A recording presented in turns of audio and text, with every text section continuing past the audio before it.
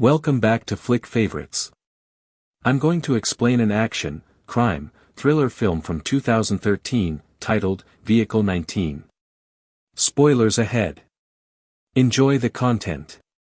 The movie opens in Johannesburg with the sound of police sirens and a car speeding in the direction of the suspect. Although he is traveling at a fast pace, his tires screech as he collides with metal. He quickly executes a fast turn when a chopper suddenly arrives in front of him. Sadly, he runs into a metal ladder, causing his front windshield to break.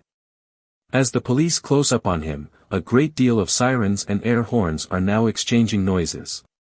Then the guy flashes back after making a dangerous detour. When the white light flashes, a man is talking to his wife on the phone. The man is late, the woman insisted. The spouse alleges that delays with the plane, customs, and other things he must do before coming caused the delays. He hangs up the phone, says he'll be there in 20 minutes, and is now seated in the newly hired car. When he notices something unusual, he gets in touch with the rental agency. The manager is not there, but he could show up if you wait a few minutes, the sales clerk who responds explains. As he will be late to meet his wife, he refuses the offer to switch automobiles. No matter how odd he finds it, he immediately starts the automobile. His countenance is perplexed when he enters the motorway since he is not familiar with the traffic signs.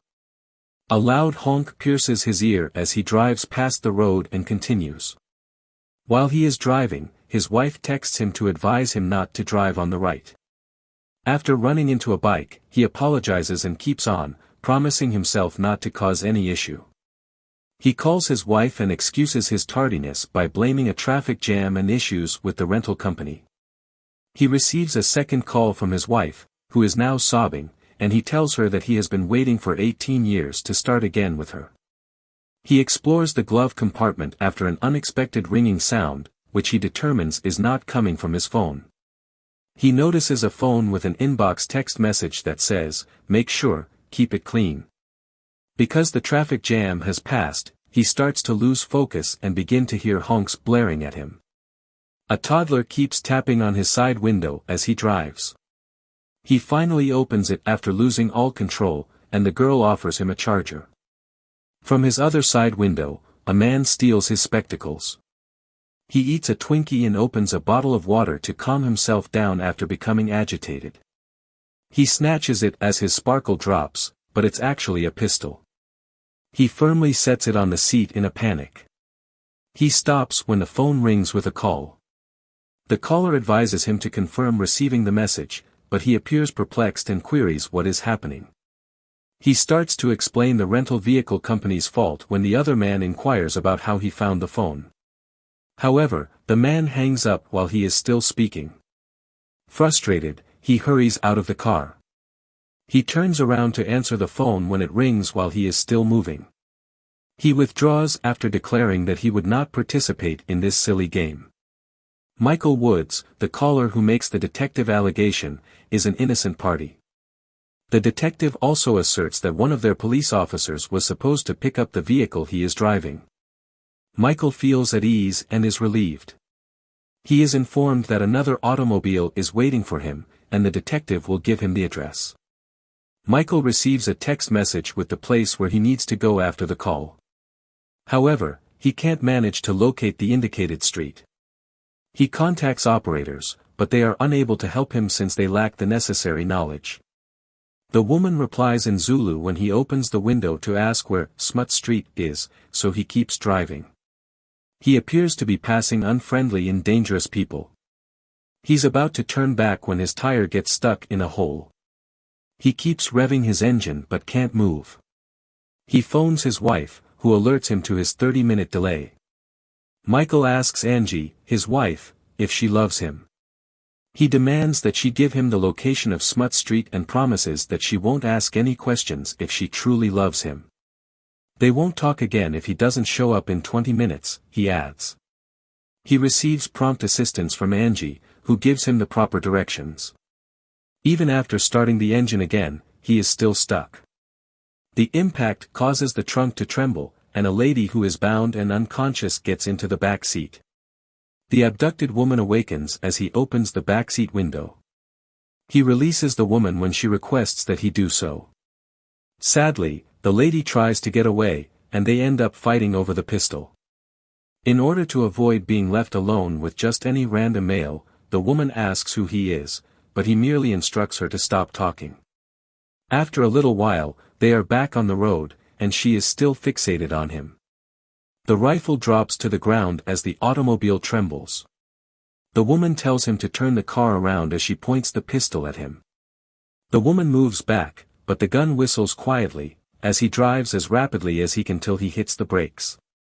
When he comes to, he tells the woman to be quiet and threatens her with the revolver. She reluctantly agrees, but then opens the back seat window, and attempts to flee in the middle of the road. He pulls her aside and tells her not to move. He receives the confusing statement from her that he has no idea what he is doing. He answers a call, and the detective tells him he's running late. The man describes coming out of jail, going without permission, and visiting his wife at the embassy while apologizing for not being able to discover the address. Michael has 5 minutes to go to the address or they will come and grab him, according to the man. While driving, the woman tells him that she has to explain the situation. As Rachel Shabangu, she identifies herself and states that she represents the National Prosecuting Authority. She just learned about a strong individual named Ben Rose who is connected to several instances of global trafficking. She recalls arriving at her house on foot, unlocking the door, and then waking up in a minivan with him. She suspects she has been abducted in an effort to prevent the news from getting out. She urges him to rescue her and do the right thing, but he advises her to simply give it to the police. She says they want her dead and that Ben Rose is the police chief. When she claims that he is now also involved, he stops her mouth. When they get to the warehouse, there is a gunshot, and Rachel tells Michael to leave. She commands him to surrender the firearm and shoot the targets on their backs. When Michael picks up speed, the cars pursuing them start to burn. She mentions there are those who can assist. When they arrive downtown, the first man declines her. The other tells her that his kid has been threatened and asks her to leave him alone. Michael hears the man and suspects that they could be looking for his wife when he hears him. Angie, his wife, is not available when he phones. He calls and expresses his desire to stop by the embassy. Because it is exactly where the adversary is headed, Rachel cautions him against going there. She takes up the phone and calls Angie's department, but the representative alerts her that she has just left the building. They rush into the embassy and see guys pursuing her. The nearby military returns right away and saves Angie. But when the guys shoot at them, Rachel is struck in the chest. They quickly drive into the parking garage, choose a hidden location, and push on her wound, but the blood flow doesn't stop. According to Rachel, she won't be able to attend. Michael keeps pumping her chest because he finds it impossible to accept. She implores him to get his phone and start the recording. She states her identity and the day she was shot in a hurried manner. She claimed to have found a trafficking network and a trail that traced back to the police chief over the course of her testimony. She went to the judge right away and asserts that other senior cops are also involved, but she is currently imprisoned in a vehicle. She concludes by introducing Michael Woods as a witness. Michael claims he doesn't want the weight on his shoulders since she is weaker and he feels it. They should take the film to court and seek out Judge Mzuka, the one person they can trust, Rachel urges. She declares that Michael must now shoulder the blame before passing away as Michael grows impatient. After disposing of the corpse in a parking lot, he wakes up from his siesta. He calls his wife, but he only receives voicemail. When a guy demands his money while brandishing a knife at him, he helplessly looks into space. The robber escapes as he clumsily lifts the pistol in his direction. His phone calls a little while later, and he answers it immediately away. He is questioned by Detective Smith about how much of the incident Rachel has disclosed to him, and he also threatens him with access to the police. The investigator advises him to turn on the radio, where he hears a report that Michael is wanted for murdering Rachel. Michael spills liquid on the phone as he throws it outdoors. Now that he has made up his mind to get justice, he drives away. He attempts to reach an operator and requests the judge's contact information. In the middle of the street, he finds his name on the wanted list. He becomes alarmed and moves to a car wash after seeing two police cars emerge in front of him.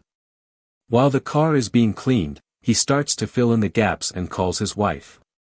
He continues talking while remembering their one night together when it was pouring and they only had their bond, but it again goes to voicemail.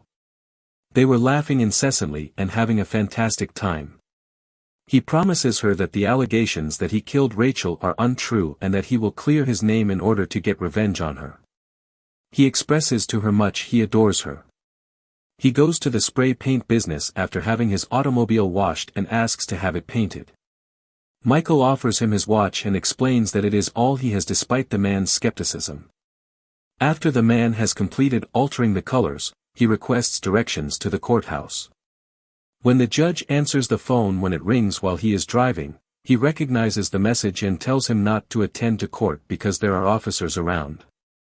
Michael claims that he made a commitment to Rachel and that he must now give the judge his testimony. Eventually, a traffic police asks for his license after seeing him talking on the phone while driving.